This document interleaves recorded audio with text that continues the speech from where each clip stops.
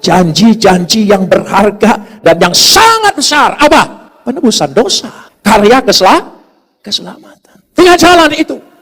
Tidak ada jalan lain. Mengapa demikian? Tidak ada yang bisa manusia merubah kodrat dosa, karena itu adalah ketentuan, keputusan, kedaulatan yang paling tinggi. Hanya yang kedaulatan yang paling tinggi, lebih tinggi dari itu baru sanggup menebusnya. Itu. Supaya kita tahu, kalau soal agama, saudara bisa murtad, saudara dipikat dan sana dan sini. Tapi soal penebusan, siapa yang bisa sanggup? Tidak ada yang bisa sanggup.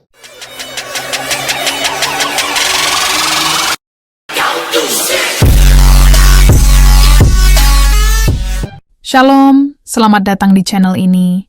Sebelum kita melanjutkan, pastikan untuk like, subscribe, dan nyalakan lonceng notifikasinya, supaya saudara tidak ketinggalan video rohani terbaru yang bisa menguatkan imanmu. Terima kasih atas dukungannya dan Tuhan Yesus memberkati. Shalom. Pagi ini kita akan bersama-sama membaca firman Tuhan yang terambil dari surat 2 Petrus. 2 Petrus pasal 1. Ayat 3 sampai ayat 8 saja. Surat 2 Petrus pasal 1 ayat 3 sampai 8. Kita akan membacanya saling sahut bersahutan.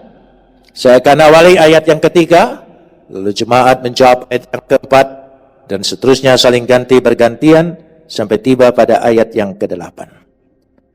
Karena kuasa ilahinya telah menganugerahkan kepada kita segala sesuatu yang berguna untuk hidup yang saleh oleh pengenalan kita akan Dia yang telah memanggil kita oleh kuasanya yang mulia dan ajaib. Ayat 4.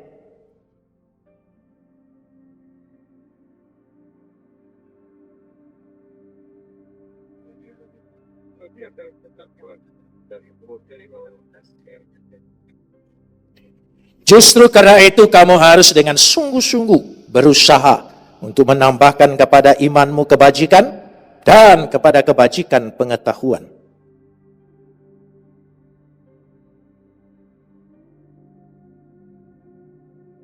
Dan kepada kesalehan kasih akan saudara-saudara, dan kepada kasih akan saudara-saudara, kasih akan semua orang.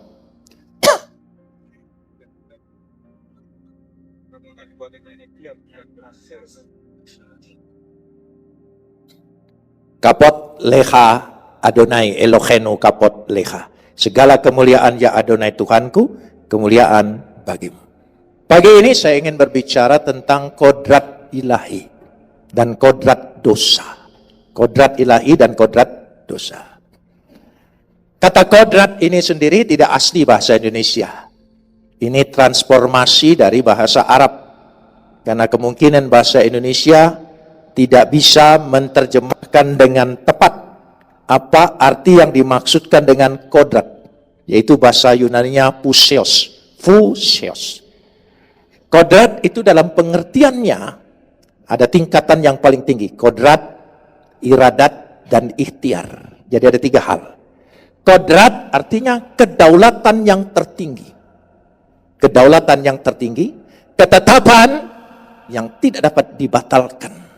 Itu kodrat. Kalau iradat itu ketentuan, peraturan.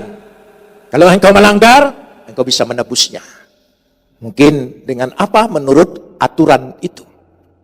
Kalau ikhtiar adalah usaha manusia.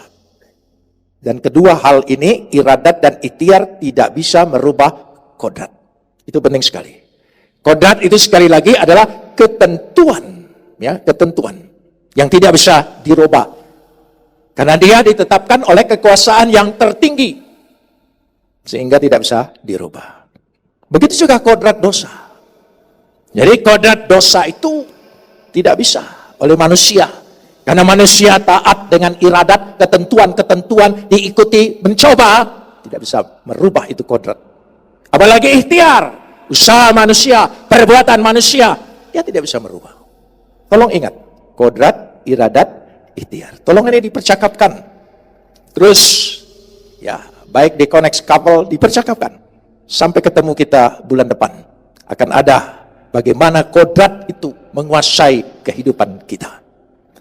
Dikatakan di sini, kenapa demikian? Perhatikan saudara, ayat yang ketiga.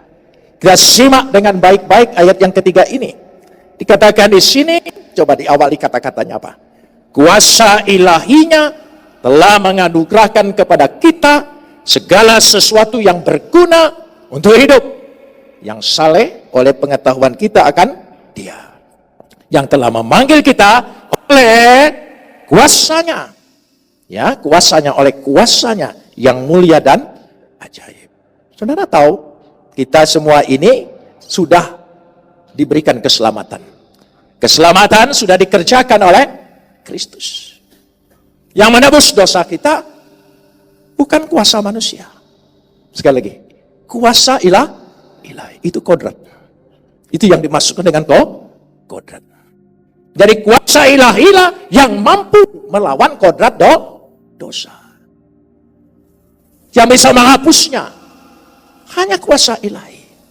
Dan oleh kuasa ilahi ini telah dikerjakan kepada kita, dianugerahkan kepada kita, diberikan oleh kuasa ilahi. Tolong ingat dulu, kita tidak ditebus dengan darah domba, tidak ditebus karena perbuatan. Kenapa? Karena itu semua iradat dan yang tidak bisa merubah kodrat dosa. Nanti saya akan ceritakan bagaimana kodrat dosa ini, mengapa begitu mencengkam manusia, merusak kehidupan manusia. Kita di situ. Apalagi kalau kita lanjutkan pada ayat yang keempat. Ayat yang keempat. Dengan jalan itu, dengan apa? Hanya ada satu jalan. Akulah jalan, kebenaran, dan hidup. Hanya ada satu jalan. Dengan jalan itu, Ia telah menganugerahkan kepada kita, tolong sambung, janji-janji yang berharga dan yang sangat besar. Apa? Penebusan dosa, karya keselamatan. Dengan jalan itu, tidak ada jalan lain.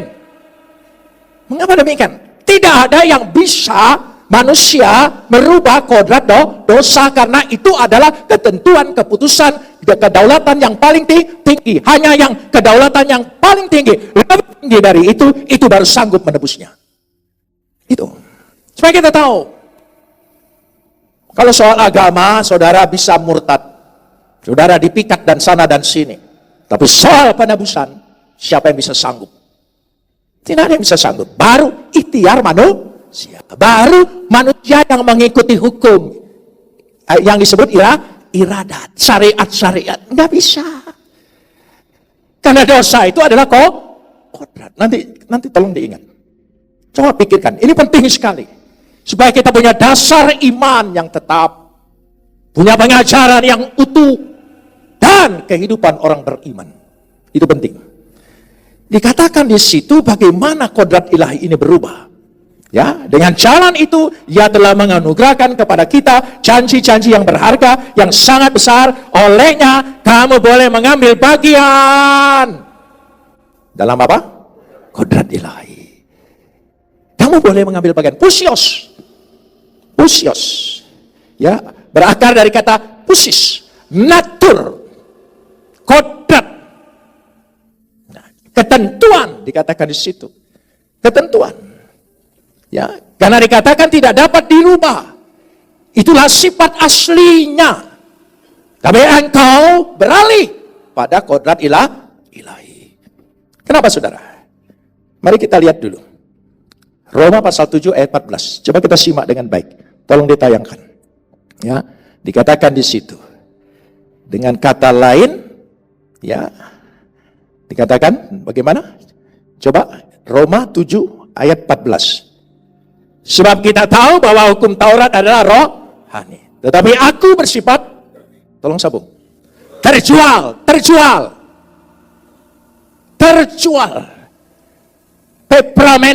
Pepramenos, piprasko akar katanya. Kata-kata ini digunakan untuk jual beli budak. Budak itu diperjualbelikan oleh tuan-tuan. Dia tidak bisa menentukan dirinya sendiri.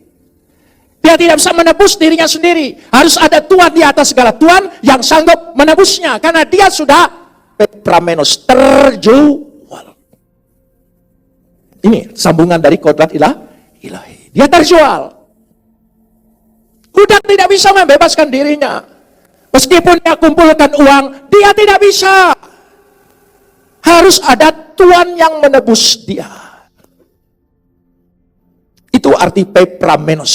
Pepramenos. Terjual. Terjual. Bukan tergadai loh. Gadai bisa ditebus. Terjual sudah milik orang lain. Hanya yang sanggup yang lebih besar, harga yang lebih mahal, yang sanggup membeli dia. Itu kita. Tolong sadari. Jangan main-main dengan karya Kristus. Jangan engkau anggap ringan menjadi Kristen ini. Gak bisa. Karena karyanya, anugerahnya yang begitu besar. Dahsyat. Amin. Itu penebusan kepada. Karena itu akal kita jadi macam-macam. Suara hati kita sudah tidak peka lagi. Kehendak kita tidak bisa dikendalikan. Itu manusia. Itu jatuh dalam dosa. Karena manusia sudah berbuat dosa. Roma 3 ayat 23.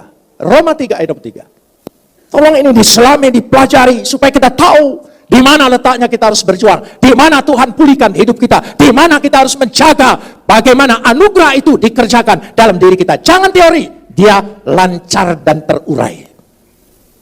Wah, Roma 3 ayat 23. Karena semua orang telah berbuat dosa. Tolong sambung. Husterio, lenyap, tidak akan kembali. Lenyap. Hilang kualitas ilahi.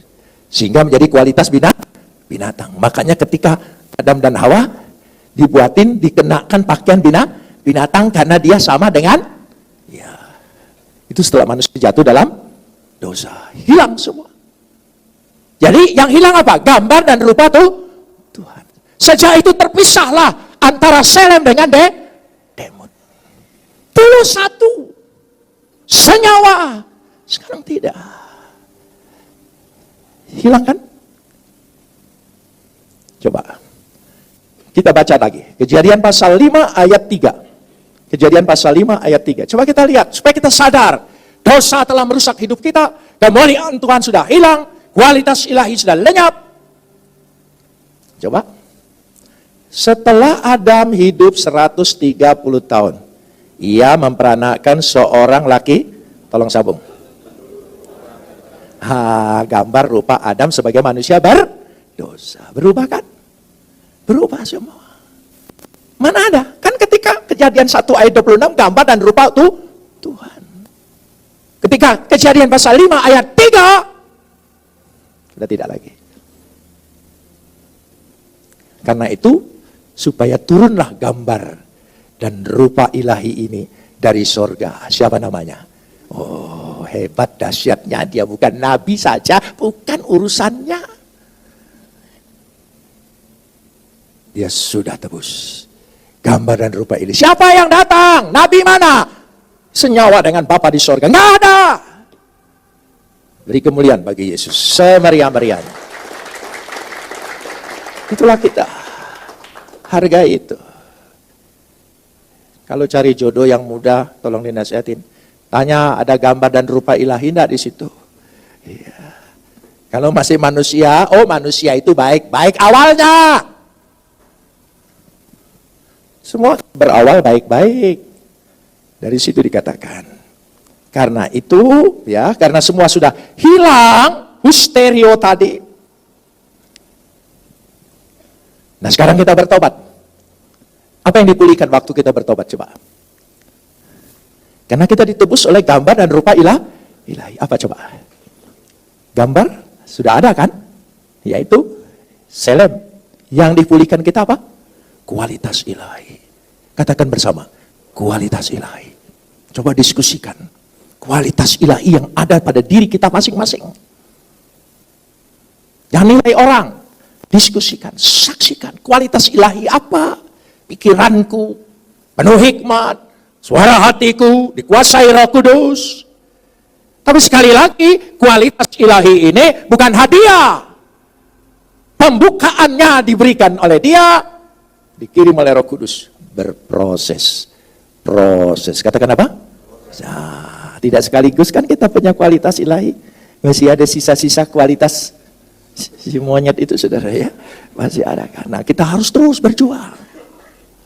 Bagaimana berjuang? Ayat ini menyatakan, mari kita lihat, baca ayat yang kelima. Ayat yang kelima. Justru karena itu, ya, kamu harus dengan apa? Sungguh-sungguh, sungguh-sungguh apa? Berusaha. Sudahkah engkau berusaha di dalam kekristenan kita untuk meningkatkan kualitas ilahi kita, supaya kekristenan kita ini dari sejak lahir sampai sekarang itu saja, nggak berubah-berubah. Berubahnya dikit. Tetap aja. Berubahnya hanya per menit. Waktu duduk di sini tenang. Wajah malaikat semua. Saya sering melihat itu. Tapi sesungguhnya wajah aslinya bukan yang sekarang. Bukan. Tapi saya percaya, di GKA tidak ada yang tinggal seperti itu. Gak ada. Tidak ada. Katakan apa? Tidak ada.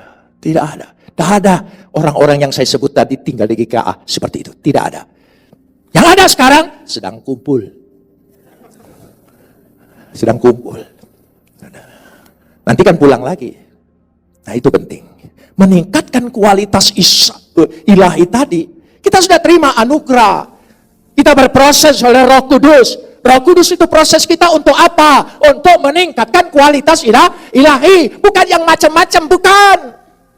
Bukan yang aneh-aneh. Kualitas ilahi kita. Supaya ditingkatkan oleh Dia. Bagaimana ditingkatkan? Coba. Kamu harus berusaha sungguh-sungguh, berusaha menambahkan kepada, tolong sambung.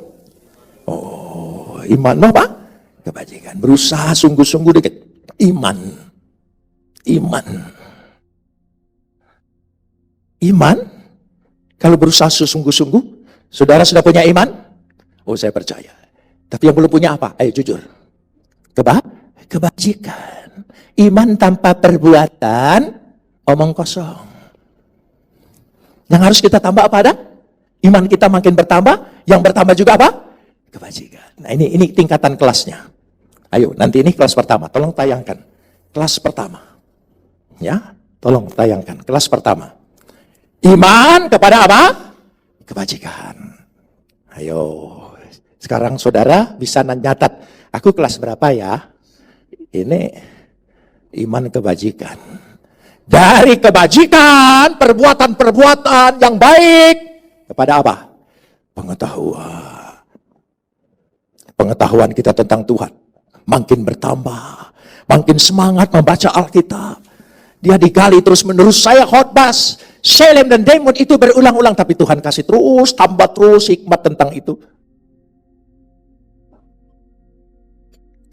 Kebajikan kepada pengetahuan. Pengetahuan kita tentang Tuhan bertambah tidak? Ayo. Coba kita lihat masing-masing. Kalau itu lagi, itu terus.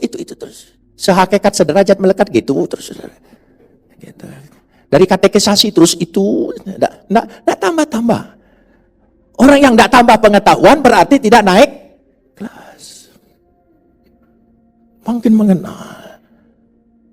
Coba lanjutkan. Dari pengetahuan apa? Penguasaan diri. Orang makin kenal Tuhan, makin menguasai dirinya. Beda dengan tetangga sebelah. Makin kenal Tuhan, mulutnya makin tidak terkuasai dirinya. Berarti yang dikenal dia lawannya Tuhan. Saudara, ya biasanya begitu kan? Saudara, kalau kenal Tuhan makin menguasai diri. Makin ada rem, makin hari tambah-tambah. Ayo tambah terus. Coba, besok, minggu depan kita ketemu lebih tambah lagi. Amin? Ketemu tambah lagi.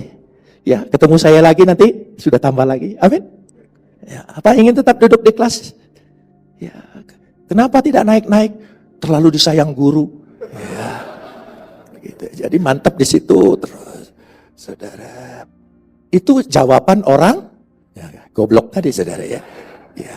Penguasaan diri kepada apa? Ketekunan. Makin tekun. Baik pelayanan, baik ikut Tuhan, semuanya makin nggak bisa biasa-biasa.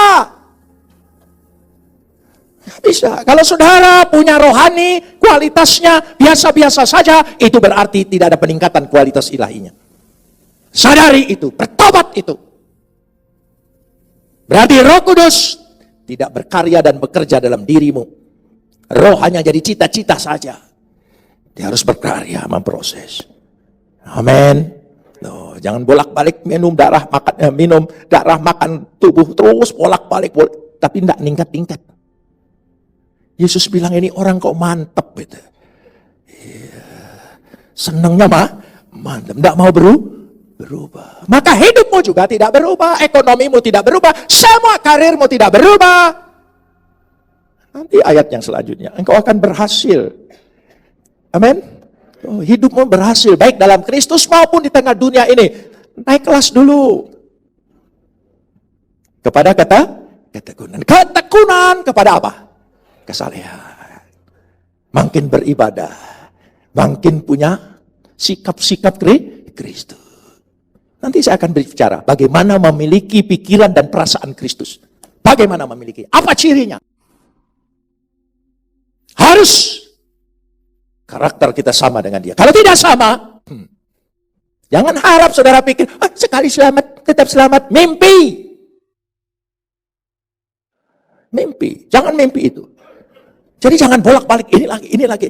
Tiap minggu itu saja. Nggak ada peningkatannya. Jangan mimpi di siang hari bolak.